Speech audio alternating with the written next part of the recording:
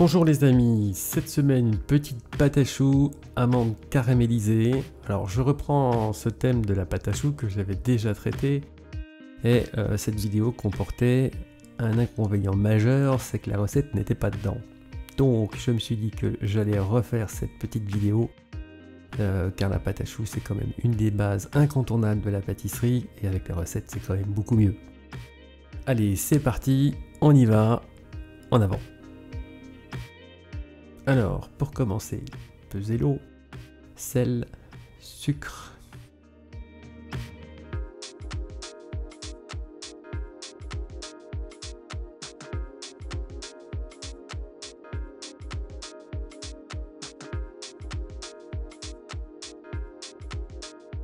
Voilà, ensuite mettre le beurre.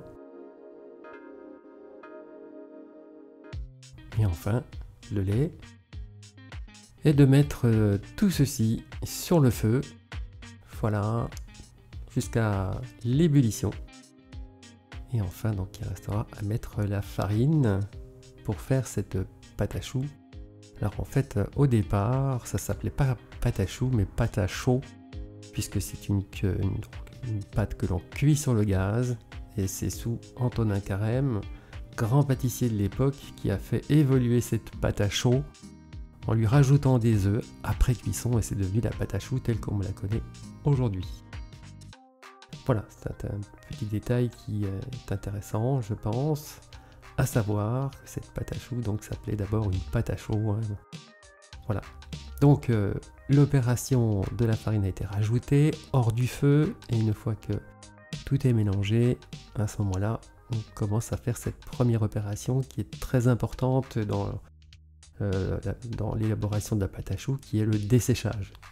Donc cette partie-là est absolument importante. On va enlever une partie de son liquide, donc l'eau, le lait, et c'est grâce à cette opération que votre pâte à choux va former de beaux petits choux ronds, évidemment s'ils sont bien pochés, pardon. Voilà, donc il ne faut pas hésiter, alors surtout là c'est une quantité un petit peu importante, en principe avec un quart de litre on fait 60 petits choux, et là j'en ai fait le double, donc on arrive à 120, en principe j'en ai fait un petit peu plus, 150, 160 si mes souvenirs sont bons, pour cette quantité. Ça va assez vite, hein, simplement un petit peu de pâte, ça vous donne vraiment un développement qui est important. D'ailleurs, on peut dire aussi que au cours des années qui sont déroulées, l'évolution de la pâte à choux a été assez marquante. Il y avait plus de farine, il n'y avait pas de lait, alors qu'aujourd'hui on enlève un peu de farine, on y rajoute un peu de matière grasse, qui fait que ça fait des pâtes à choux qui sont un petit peu plus fragiles, mais qui sont en même temps très souples. Qui tiennent longtemps, alors qu'avant elles avaient tendance un petit peu à sécher en fin de journée, et donc là on n'a plus du tout ces problèmes là entre guillemets. Par contre il faut les cuire correctement, il faut pousser la cuisson un petit peu plus de façon à ce qu'ils tiennent, du fait qu'il y a un petit peu moins de farine, ils sont un petit peu plus fragiles, mais un goût incomparable par contre. Ça a vraiment bien changé dans le bon sens. Alors on continue un petit peu ce desséchage avec le batteur. Alors si vous faites à la main, bon courage parce que là vous en aurez besoin pour faire ce mélange. Et vous attendez en fait que la fumée disparaisse et ensuite vous rajoutez les œufs. Alors vous remarquerez que les œufs je les ai battus. Ça a un avantage, c'est qu'elle rentre un petit peu mieux dans la pâte à choux.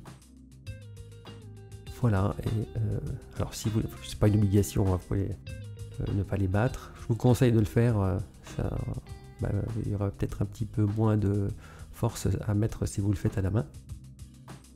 Bon, alors là par contre, j'ai avancé la vidéo pour que ce soit plus agréable, ça dure un petit peu moins longtemps.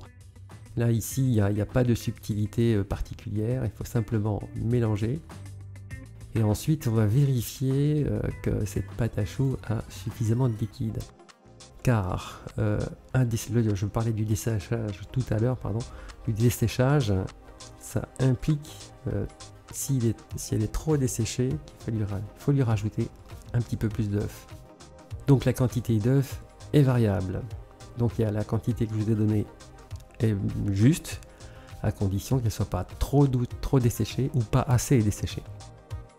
Donc l'objectif, c'est qu'en fin de parcours, on ait une pâte à choux qui fasse un ruban. Voilà, on y est, là je fais un test. Voilà, et là on s'aperçoit que le ruban, on l'a pas. C'est une pâte à choux qui est encore épaisse, ouais, ça se fait pas facilement. Voilà, donc tous les œufs ont été mis, et en définitive, il en manque. Donc je casse un œuf, je le bats, parce que je vais peut-être pas tout mettre. Je vais le mettre en deux fois, peut-être, s'il y a besoin. Voilà, donc c'est pourquoi il faut le battre de façon à ce qu'il y ait un œuf entier. Voilà, c'est reparti. Et donc je vais la régler, c'est-à-dire qu'elle fasse ce ruban en fin de parcours, pas trop.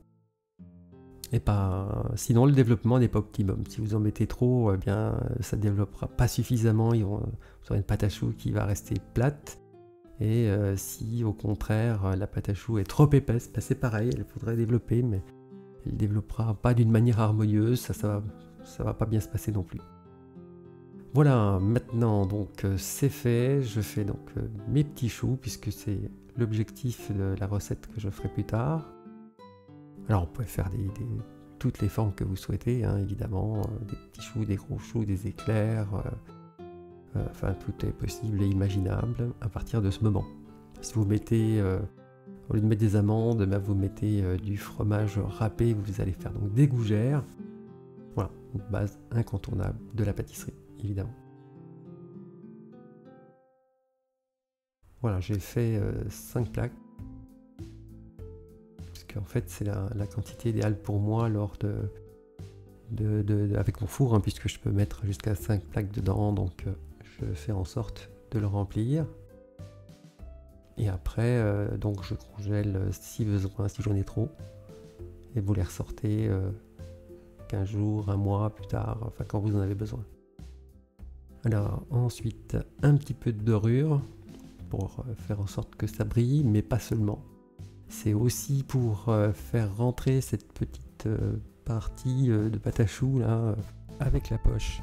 C'est de faire quelque chose de bien rond, mais voilà, c'est pas parfait, et donc j'ai besoin de rappuyer un petit peu dessus. Voilà, il faut insister un petit peu, je tape 2 fois en fait. Alors un petit peu de dorure hein, sur le pinceau, pas sur la plaque, hein, c'est ce qu'on nous dit quand on est apprenti. On dit. L'œuf, c'est sur la pâte à choux qu'il faut la mettre, pas sur la plaque. Ensuite, donc, les amandes. Alors, l'avantage de l'amande, c'est que c'est bien goûteux, c'est très bon, que de mettre du sucre en grain. Alors, évidemment, pour faire des chouquettes, c'est du sucre en grain qu'il faut faire. Mais si vous mettez des amandes et un petit peu de sucre, croyez-moi, ça change la donne. C'est moins sucré, ça apporte un goût beaucoup plus noble. C'est formidable. Voilà donc nos amandes. Alors ensuite, là aussi on met pas mal sur la plaque, donc il faut, une fois que c'est fini, vous tapotez devant, un petit peu en arrière, de manière à faire tomber l'excédent. Puisque en fait les amandes, ben, ça coûte cher. Et là aussi, voilà. Dans un sens, dans l'autre, comme ça vous faites tomber le surplus et vous pouvez récupérer ce dont vous avez besoin. Ensuite le sucre, voilà, une petite touche de sucre de façon à caraméliser au four. Et ensuite il ne reste plus qu'à les cuire. Donc la cuisson 230 degrés pendant jusqu'à ce que cela colore, et ensuite vous descendez la température à 160 et vous cuisez pendant 15 minutes environ. Alors la question du four est vraiment capitale, parce que pour mes 5 plaques dans mon four, ça a duré bien plus longtemps que ça, environ 50 minutes en bougeant les plaques. Et là je vais vous montrer un petit peu ce que je fais, parce que si vous cuisez qu'une plaque, ça va durer un quart d'heure. Si vous cuisez 2 plaques, ça va être un petit peu plus long, etc. Donc la plaque du haut qui est près de la résistance, je la mets tout en bas pour que le bas, lui, passe en haut. Comme ça, les résistances bas et haut s'équilibrent.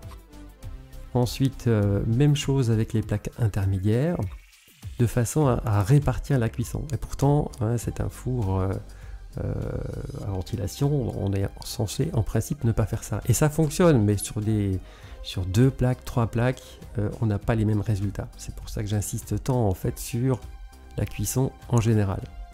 Voilà, ça vous donne un ordre d'idée et c'est absolument capital. Voilà, on arrive sur la fin. Je vous souhaite donc un bon courage. Merci de m'avoir suivi. La musculation du pouce si vous avez aimé. Et à très bientôt pour une prochaine vidéo. Salut à tous!